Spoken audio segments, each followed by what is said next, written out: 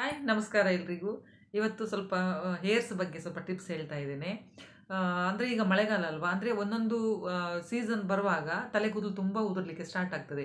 ಅದರಲ್ಲೂ ಮಳೆಗಾಲದಲ್ಲಿ ಸ್ವಲ್ಪ ಕೂದಲು ಉದುರೋದು ಜಾಸ್ತಿ ಅಂತಲೇ ಹೇಳ್ತೇನೆ. ಯಾಕಂತೇಳಿದರೆ ಕೂದಲು ಸ್ವಲ್ಪ ಒದ್ದೆ ಆಗ್ತದೆ. ಆಮೇಲೆ ನಾವು ಈಗ ತಲೆಸ್ನಾನ ಮಾಡಿದರೂ ಸಹ ಕೂದಲು ಕರೆಕ್ಟಾಗಿ ಡ್ರೈ ಮಾಡ್ಕೊಳ್ಳೋದಿಲ್ಲ. ಆಮೇಲೆ ಡ್ಯಾಂಡ್ರಫ್ ತುಂಬ ಆಗ್ತದೆ. ಹಾಗೆಯೇ ಫಂಗಸ್ ಥರ ಎಲ್ಲ ಆಗ್ತಾ ಇರ್ತದಲ್ಲ ಕೂದಲಿಗೆ. ಅದನ್ನೆಲ್ಲ ಹೇಗೆ ಮನೆಯಲ್ಲಿಯೇ ನಾವು ಆ ಪ್ರಾಬ್ಲಮನ್ನು ಸಾಲ್ವ್ ಮಾಡ್ಕೊಳ್ಬೋದು ಅಂತೇಳಿ. ಹಾಗೆಯೇ ನಮ್ಮ ಮನೆಯ ಹಿತ್ತಲಲ್ಲಿ ಸಿಗುವಂಥ ಒಂದು ಎಲೆಯಿಂದ ಹೇರ್ ಡೈ ಉಪಯೋಗ ಮಾಡ್ಕೊಳ್ದೇ ನಾವು ನಮ್ಮ ತಲೆ ಕೂದಲನ್ನು ಕಪ್ಪಾಗಿ ಹೇಗೆ ಮಾಡ್ಕೊಳ್ಬೋದು ಅನ್ನೋದನ್ನು ಸಹ ನಿಮ್ಮ ಜೊತೆ ಶೇರ್ ಮಾಡ್ಕೊಳ್ತಾ ಇದ್ದೇನೆ. ಖಂಡಿತ ವಿಡಿಯೋ ಫುಲ್ ನೋಡಿ, ಸ್ಕಿಪ್ ಮಾಡಬೇಡಿ. ಹಾಗೆಯೇ ಯಾರಾದರೂ ಹೊಸಬರು ನನ್ನ ಚಾನಲ್ ನೋಡ್ತಾ ಇದ್ದರೆ ಪ್ಲೀಸ್ ಸಬ್ಸ್ಕ್ರೈಬ್ ಮಾಡಿಕೊಂಡು ವಿಡಿಯೋ ನೋಡಿ.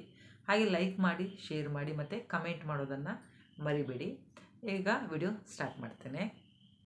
ಮೇನ್ ಅಂತೇಳಿದರೆ, ಈಗ ಈ ಮಳೆಗಾಲದಲ್ಲಿ ನಮ್ಮ ಕೂದಲಿನ ಆರೈಕೆ ನಾವು ಯಾವ ಥರ ಮಾಡ್ಕೊಳ್ಬೇಕಂತೇಳಿ. ಯಾಕಂತೇಳಿದರೆ ಈ ಮಳೆಗಾಲದ ಒಂದು ತಣ್ಣ ಒಂದು ಹವಾ ಇದರಿಂದ ನಮ್ಮ ತಲೆ ಕೂದಲು ಸ್ವಲ್ಪ ಅಂಟಂಟು ಥರ ಎಲ್ಲ ಆಗ್ತದೆ. ಸ್ವಲ್ಪ ನೀರು ಬಿದ್ದರೂ ಸಹ ಒದ್ದೆ ಆಗ್ತದೆ ಕೂದಲು. ಅದರಿಂದ ಡ್ಯಾಂಡ್ರಫ್ ಆಗ್ತದೆ, ಅಂದರೆ ತಲೆ ಹೊಟ್ಟು ಸ್ಟಾರ್ಟ್ ಆಗ್ತದೆ. ನಂತರ ಒಂಥರ ಚರ್ಮದ ಸೋಂಕು, ನಾನು ಆವಾಗಲೇ ಹೇಳಿದೆ, ಒಂಥರ ವೈಟ್ ಆಗಿ ಒಂಥರ ರೌಂಡ್ ಶೇಪಲ್ಲೆಲ್ಲ ಆಗಲಿಕ್ಕೆ ಸ್ಟಾರ್ಟ್ ಆಗ್ತದೆ ತಲೆಯಲ್ಲೆಲ್ಲ.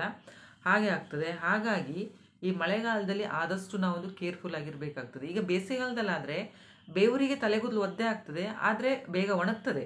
ಆದರೆ ಈ ಮಳೆಗಾಲದಲ್ಲಿ ಹಾಗಲ್ಲ. ಅದಕ್ಕೆ ನಾನು ಹೇಳೋದು, ಈ ಮಳೆಗಾಲದಲ್ಲಿ ಎಷ್ಟು ಸಾಧ್ಯ ಉಂಟು ಅಷ್ಟು ನಾವು ನಮ್ಮ ತಲೆ ಕೂದಲನ್ನು ಡ್ರೈ ಮಾಡಿ ಇಟ್ಕೊಳ್ಳಿಕ್ಕೆ ಟ್ರೈ ಮಾಡಬೇಕು. ಹಾಗೆಯೇ ಈ ಮಳೆ ನೀರಿಂದ ಇದು ತಲೆ ಕೂದಲು ಏನಾದರೂ ಒದ್ದೆ ಆದರೆ ಅದರಿಂದ ಸ್ವಲ್ಪ ಕೇರ್ಫುಲ್ ಆಗಿರಬೇಕಾಗ್ತದೆ. ಈ ಮಳೆಯಲ್ಲಿ ನೆಂದ ನಂತರ ಈ ಒಂದು ತಲೆ ಕೂದಲು ಒಣಗುವುದಿಲ್ಲಲ್ಲ, ಹಾಗೆ ಒದ್ದೆ ಇರ್ತದಲ್ಲ, ಹಾಗೆಯೇ ನಾವು ಒಂದೇ ಜುಟ್ಟ ಕಟ್ತೇವೆ ಅಥವಾ ಜಡೆ ಹಾಕಿ ಇಟ್ಕೊಳ್ತಿರ್ತೇವೆ. ಅದರಿಂದ ನಮ್ಮ ಇದು ಸ್ಕಿನ್ನಿಗೆ, ಅಂದರೆ ತಲೆದು ಇದು ಸ್ಕಿನ್ ಉಂಟಲ್ಲ, ಇದಕ್ಕೆಲ್ಲ ಒಂಥರ ಇದು ಇನ್ಫೆಕ್ಷನ್ ಆಗಲಿಕ್ಕೆಲ್ಲ ಸ್ಟಾರ್ಟ್ ಆಗ್ತದೆ. ಹಾಗಾಗಿ ಯಾವಾಗಲೂ ನಾವು ಕೂದಲನ್ನು ಸ್ವಲ್ಪ ಡ್ರೈ ಮಾಡಿಟ್ಕೊಳ್ಬೇಕಾಗ್ತದೆ. ಹಾಗೆಯೇ ನಾವು ತಲೆ ಸ್ನಾನ ಮಾಡುವಾಗಲೂ ಸಹ ಲೈಟಾಗಿರುವಂಥ ಶಾಂಪೂವನ್ನು ನಾವು ಜಾಸ್ತಿ ಯೂಸ್ ಮಾಡ್ಕೊಳ್ಬೇಕು. ಮತ್ತು ಜಾಸ್ತಿ ಅಂತೇಳಿದರೆ ಈಗ ಮಳೆಗಾಲದಲ್ಲಿ ತಲೆ ಕೂದಲು ಒದ್ದೆ ಆಗೋದು ಒಂದೇ ಅಲ್ಲ, ಸ್ವಲ್ಪ ಆಯಿಲಿ ಥರ ಇರ್ತದೆ. ನಮ್ಮ ನೆತ್ತಿ ಮೇಲೆಲ್ಲ ಸ್ವಲ್ಪ ಆಯಿಲ್ ಇದು ಜಾಸ್ತಿ ಇರ್ತದೆ. ಒದ್ದೆ ನೀರಿನ ಅಂಶ ಮತ್ತು ನಮ್ಮ ತಲೆದು ಎಣ್ಣೆ ಅದೆಲ್ಲ ಸೇರಿ ಒಂಥರ ಇದಾಗಿರ್ತದೆ. ಮತ್ತು ಸ್ಮೆಲ್ ಸಹ ಬರಲಿಕ್ಕೆ ಸ್ಟಾರ್ಟ್ ಆಗ್ತದೆ. ಹಾಗಾಗಿ ಮತ್ತು ಫುಲ್ ಡೇ ನಾವು ಅದೇ ಇದರಲ್ಲಿ ಇರ್ತೇವಲ್ವ, ಹಾಗಾಗಿ ಧೂಳು ಮತ್ತು ಇದೆಲ್ಲ ಇರೋದಕ್ಕೋಸ್ಕರ ಲೈಟಾಗಿರುವಂಥ ಒಂದು ಶಾಂಪೂ ಯೂಸ್ ಮಾಡಿ ತಲೆ ಸ್ನಾನ ಮಾಡೋದು ತುಂಬ ಒಳ್ಳೆಯದು.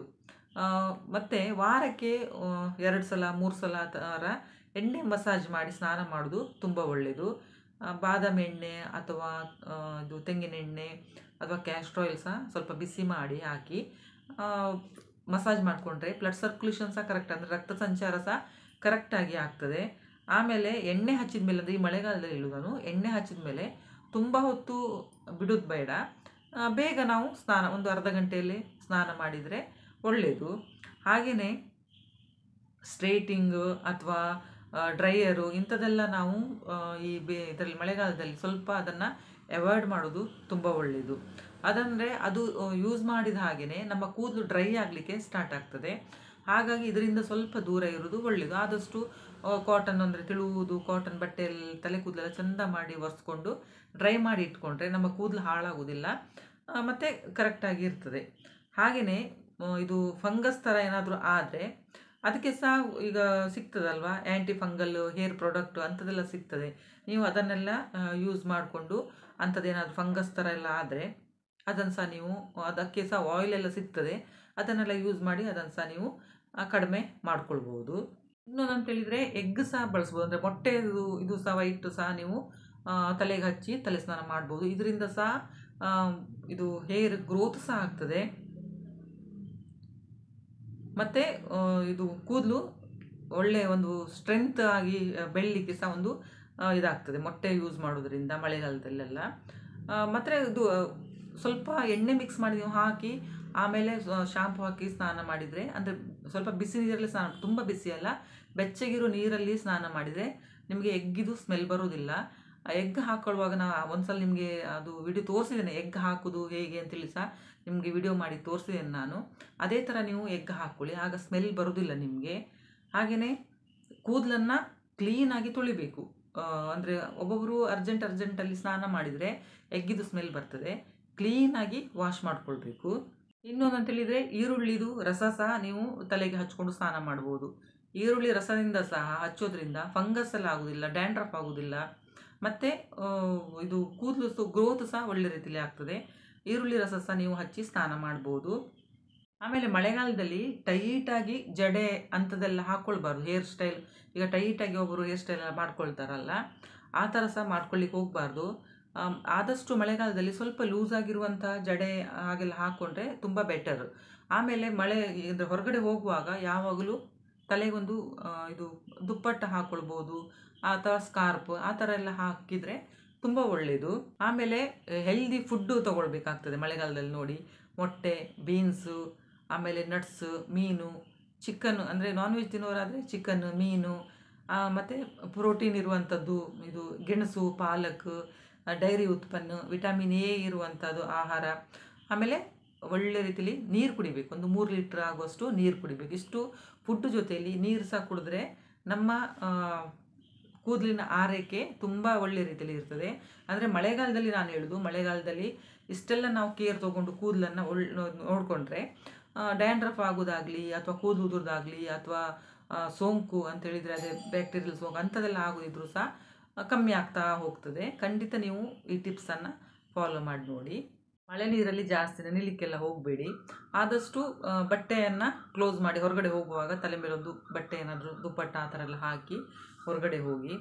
ಆಮೇಲೆ ಲೈಟಾಗಿರುವಂಥ ಶಾಂಪು ಯೂಸ್ ಮಾಡಿ. ಆದಷ್ಟು ಒಳ್ಳೊಳ್ಳೆ ಫುಡ್ಡನ್ನು ತಿನ್ನಿ. ಈ ಥರ ಎಲ್ಲ ನಾವು ಮಾಡಿಕೊಂಡ್ರೆ ಕೂದಲಿನ ಆರೈಕೆ ಒಳ್ಳೆ ರೀತಿಲಿ ಇರ್ತದೆ.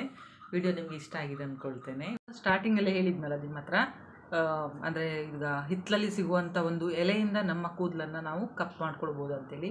ಹೇರ್ ಡೈ ಇದು ಅಗತ್ಯವೇ ಇಲ್ಲ, ಆ ಎಲೆಯಿಂದನೇ ನೀವು ಕೂದಲನ್ನು ಕಪ್ ಮಾಡ್ಕೊಳ್ಬೋದು. ತುಂಬ ಈಸಿಯಾಗಿ ಮನೆಯಲ್ಲಿಯೇ ನಾವು ಇದನ್ನು ಮಾಡ್ಕೊಳ್ಬೋದು. ಹೇರ್ ಡೈ ಅಗತ್ಯವೇ ಇಲ್ಲ, ಬೇಕಾದರೆ ನೀವು ಟ್ರೈ ಮಾಡಿ ನೋಡಿ. ಅಂತೇಳಿದರೆ ನಿಮಗೆ ಒಂದೇ ಸಲ ಅದು ಕಪ್ಪಾಗೋದಿಲ್ಲ, ನಿಧಾನವಾಗಿ ಕಪ್ಪಾಗ್ತಾ ಹೋಗ್ತದೆ. ಇದು ಅಂತೇಳಿದರೆ ಕಾಸ್ಟ್ಲಿ ಅಂತೂ ಅಲ್ಲ, ಅಥವಾ ನಾವು ಮನೆಯಲ್ಲಿ ಒಂದು ಪಾಟಲ್ಲಿ ಸಹ ಇದನ್ನು ಬೆಳೆಸ್ಕೊಳ್ಬೋದು. ನಿಮ್ಗೆ ಈಗಾಗಲೇ ಗೊತ್ತಾಗಿರ್ಬೋದು ನಾನು ಯಾವುದ್ರ ಬಗ್ಗೆ ಹೇಳ್ತಾ ಇದ್ದೇನೆ ಅಂತೇಳಿ. ಈ ಕೂದಲನ್ನು ಕಪ್ಪು ಮಾಡಲಿಕ್ಕೆ ಬೇವಿನ ಸೊಪ್ಪು ಉಂಟಲ್ಲ, ಅದು ತುಂಬ ಹೆಲ್ಪ್ ಮಾಡುತ್ತೆ. ಈಗ ನಾನು ಎಣ್ಣೆದು ಇದೆಲ್ಲ ಹಾಕಿದೆ, ನಿಮ್ಮ ಜೊತೆ ಶೇರ್ ಮಾಡ್ಕೊಂಡಿದ್ದೇನೆ ವಿಡಿಯೋ. ಆ ಎಣ್ಣೆಯಲ್ಲಿ ಸಹ ನೋಡಿ, ನಾನು ಬೇವಿನ ಎಲೆಯನ್ನು ಹಾಕಿ ಎಣ್ಣೆ ಕಾಯಿಸ್ಕೊಂಡಿದ್ದು, ಅದು ಸಹ ತುಂಬ ಒಳ್ಳೆಯದು. ಡ್ಯಾಂಡ್ರಫ್ ಕಮ್ಮಿ ಆಗ್ತಾ ಹೋಗ್ತದೆ, ಕೂದಲು ಉದುರೋದು ಕಮ್ಮಿ ಆಗ್ತದೆ. ಖಂಡಿತ ನೀವು ಟ್ರೈ ಮಾಡಿ ನೋಡಿ ಒಮ್ಮೆ. ಹಾಗೆಯೇ ಮೆಂತ್ಯ ಕಾಳಿಂದ ಸಹ ನಾವು ಹೇರ್ ಗ್ರೋತನ್ನು ಮಾಡ್ಕೊಳ್ಬೋದು.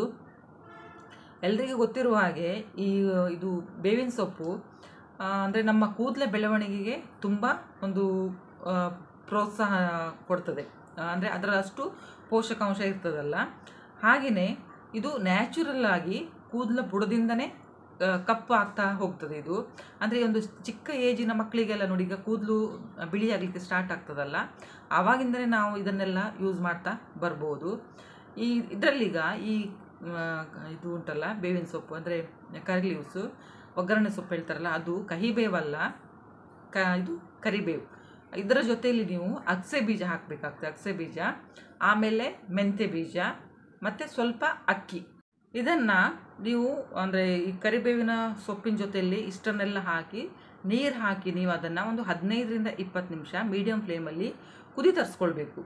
ಈ ಕುದಿ ಬಂದ ನಂತರ ಅದರದ್ದು ಕಲ್ಲರ್ ಚೇಂಜ್ ಆಗ್ತಾ ಹೋಗ್ತದೆ. ಅಗಸೆ ಬೀಜ ಅಂತೇಳಿದರೆ ಫ್ಲೆಕ್ಸ್ ಸೀಡ್ಸ್ ಅಂತ ಹೇಳ್ತಾರಲ್ಲ, ಅದು ಹೆಲ್ತಿಗೆ ತುಂಬ ಒಳ್ಳೆಯದು. ಅದರದ್ದು ಚಟ್ನಿ ಪುಡಿ ಎಲ್ಲ ಮಾಡ್ತಾರೆ ನೋಡಿ, ಅದು ಇದು ನಮ್ಮ ಕೂದಲಿಗೆ ಸಹ ತುಂಬ ಒಳ್ಳೆಯದು. ಅದನ್ನೆಲ್ಲ ನೀವು ಒಂದು 15ರಿಂದ 20 ನಿಮಿಷ ಚೆಂದ ಮಾಡಿ ಕುದಿ ತರಿಸ್ಕೊಳ್ಳಿ. ಕುದಿ ಬೀಜ ಮತ್ತು ಮೆಂತ್ಯ ಕಾಳೆಲ್ಲ ಸ್ವಲ್ಪ ಕುದಿ ಬರುವಾಗ ಅದರದ್ದು ನೀರೆಲ್ಲ ಸ್ವಲ್ಪ ಅಂಟಂಟ ಥರ ಆಗಿರ್ತದಲ್ಲ, ಈ ಅಕ್ಕಿ ನೀರು ಸಹ ತುಂಬ ಒಳ್ಳೆಯದು ತಲೆಗೆ. ಅದು ಸಹ ನಿಮ್ಮ ಜೊತೆ ವಿಡಿಯೋ ಶೇರ್ ಮಾಡ್ಕೊಂಡೆ ನಾನು, ಅಕ್ಕಿ ನೀರನ್ನು ತಲೆಗೆಲ್ಲ ನಾವು ಯಾವ ಥರ ಯೂಸ್ ಮಾಡ್ಕೊಳ್ಬೋದು ಅಂತೇಳಿ. ಹಾಗೆಯೇ ಅಂದರೆ ಅದ್ರ ಜೊತೆ ಸ್ವಲ್ಪ ಅದು ನೀರು ಸ್ವಲ್ಪ ಗಟ್ಟಿ ಆಗ್ತಾ ಬರ್ತದಲ್ಲ, ಆಗ ನೀವು ಸ್ಟೌವನ್ನು ಆಫ್ ಮಾಡಿ. ಅದು ಆರಿದ ನಂತರ ನೀವು ನೀರು ಸೋಸಿಟ್ಕೊಳ್ತಿರಲ್ಲ, ಆ ನೀರಲ್ಲಿ ಎಷ್ಟು ಪೋಷಕಾಂಶ ಇರ್ತದೆ ಅಂತೇಳಿದರೆ, ಅಕ್ಕಿ ಒಳ್ಳೆಯದು, ಮೆಂತ್ಯ ಒಳ್ಳೆಯದು, ಅಗಸೆ ಬೀಜ ಸಹ ಒಳ್ಳೆಯದು. ಅದರ ಜೊತೆಲಿ ನಾವು ಕರಿಬೇವಿನ ಸೊಪ್ಪು ಸಹ ಹಾಕಿರ್ತೇವಲ್ವ, ಅಷ್ಟು ಸಹ ತುಂಬ ಒಳ್ಳೆಯದು ಕೂದಲಿಗೆ. ಇದನ್ನು ನೀವು ಯೂಸ್ ಮಾಡೋದ್ರಿಂದ ನಮ್ಮ ಅಂದರೆ ತಲೆಯಲ್ಲಿರುವಂತಹ ಡ್ಯಾಂಡ್ರಫ್ ಕಮ್ಮಿ ಆಗ್ತದೆ, ತಲೆ ಕೂದಲು ಉದುರೋದು ಕಮ್ಮಿ ಆಗ್ತದೆ. ಖಂಡಿತ ನೀವು ಇದನ್ನು ಮಾಡಿ ನೋಡಿ. ಅದ್ರ ಜೊತೆಲಿ ನೀವು ಸ್ವಲ್ಪ ಅಲೋವೆರಾ ಜೆಲ್ ಸಹ ಮಿಕ್ಸ್ ಮಾಡಬೇಕು. ಹಾಗೆ ವಿಟಮಿನ್ ಇ ಕ್ಯಾಪ್ಸೂಲ್ಸನ್ನು ಒಂದು ಹಾಕಿದರೆ ಸಾಕಾಗ್ತದೆ. ಒಂದು ಅದರಲ್ಲಿರುವಂತಹ ಲಿಕ್ವಿಡನ್ನು ನೀವು ಆ ನೀರಿಗೆ ಮಿಕ್ಸ್ ಮಾಡ್ಕೊಳ್ಬೇಕು. ಅದು ಎರಡು ಸಹ ಅಂದರೆ ಅಲೋವೆರಾ ಜೆಲ್ ಮತ್ತು ಇದು ಎರಡು ಸಹ ಮಿಕ್ಸ್ ಮಾಡಿ ಚೆಂದ ಮಾಡಿ ಮಿಕ್ಸ್ ಮಾಡಿದ ನಂತರ ನೀವು ತಲೆಗೆ ಹಚ್ಚಿ ನೀವು ಸ್ವಲ್ಪ ಮಸಾಜ್ ಮಾಡಿಬಿಡ್ಬೇಕು. ಆ ನೀರನ್ನು ತಗೊಂಡು ತಲೆಗೆ ಅಂದರೆ ಬುಡದಿಂದ ಸಹ ನೀವು ಅದನ್ನು ಮಸಾಜ್ ಮಾಡ್ಕೊಳ್ತಾ ಬನ್ನಿ. ಇಲ್ಲಿಂದ ಹಚ್ಚಿದರೆ ನೀವು ತಲೆ ಎಂಡ್ ತನಕ ಅಂದರೆ ಕೂದಲಿದು ಎಂಡ್ ತನಕ ಸಹ ನೀವು ಅದನ್ನು ಹಚ್ಚಿ.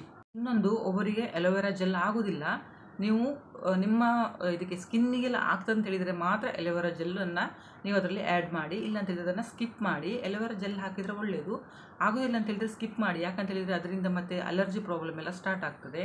ಹಾಗೆ ನೀವು ಇದನ್ನು ಒಂದು ಸ್ವಲ್ಪ ಹೊತ್ತು ಮಸಾಜ್ ಮಾಡಿದ ನಂತರ ಅರ್ಧ ಗಂಟೆ ಬಿಟ್ಟು ನೀವು ಆಮೇಲೆ ಹೇರ್ ವಾಶ್ ಮಾಡಿಕೊಳ್ಬೇಕು.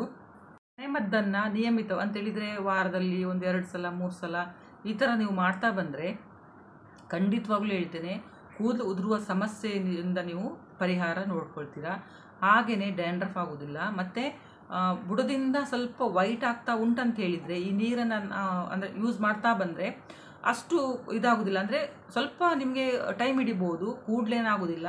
ಆದರೆ ಇದು ಮೆಡಿಕಲಿಂದ ನಾವೆಲ್ಲ ಅದು ಹೇರ್ ಡೈ ಎಲ್ಲ ಹಚ್ಕೊಳ್ಳೋ ಬದಲಿಗೆ ಇದು ಸ್ಟಾರ್ಟಿಂಗಿಂದಲೇ ಇದನ್ನೇ ಮಾಡ್ತಾ ಬಂದರೆ ವೈಟ್ ಹೇರ್ಸ್ ಕಪ್ಪಾಗ್ತಾ ಬರ್ತದೆ. ಮತ್ತು ಏನಾದರೂ ಬುಡದಿಂದಲೇ ನಮಗೀಗ ಸ್ಟಾರ್ಟಿಂಗಲ್ಲಿ ಉಂಟಂತ ಹೇಳಿದರೆ ಅದು ಕಪ್ಪಾಗ್ತಾ ಬರ್ತದೆ. ಖಂಡಿತ ಟ್ರೈ ಮಾಡಿ ನೋಡಿ.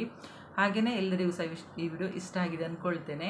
ಅಂದರೆ ಇದು ಮನೆಯಲ್ಲಿರುವಂಥದ್ದೇ ನೋಡಿ. ಎಲ್ಲ ಸಹ ಈಗ ಅಗಸೆ ಬೀಜ ಕೆಲವರು ಮನೆ ಇದ್ದೇ ಇರ್ತದೆ, ಅದೇನು ಜಾಸ್ತಿ ರೇಟ್ ಇಲ್ಲ ಅದಕ್ಕೆ. ಮೆಂತೆಕಾಳು ಇದ್ದೇ ಇರ್ತದೆ, ಮತ್ತು ಕರಿಬೇವಿನ ಸೊಪ್ಪು ಸಹ ಮನೇಲಿ ಎಲ್ಲರ ಮನೇಲಿ ಇರ್ತದೆ. ಹಾಗೆಯೇ ಅಕ್ಕಿ ಅಂತೂ ಇದ್ದೇ ಇರ್ತದಲ್ವ.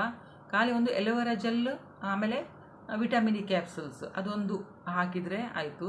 ಖಂಡಿತ ಟ್ರೈ ಮಾಡಿ ನೋಡಿ ನೀವು. ಹಾಗೆಯೇ ಶಾಂಪು ಸಹ ಸ್ವಲ್ಪ ಲೈಟಾಗಿರುವಂಥ ಶಾಂಪೂನ ಯೂಸ್ ಮಾಡಿ ಹೇರ್ ವಾಶ್ ಮಾಡ್ಕೊಳ್ಳುವಾಗ.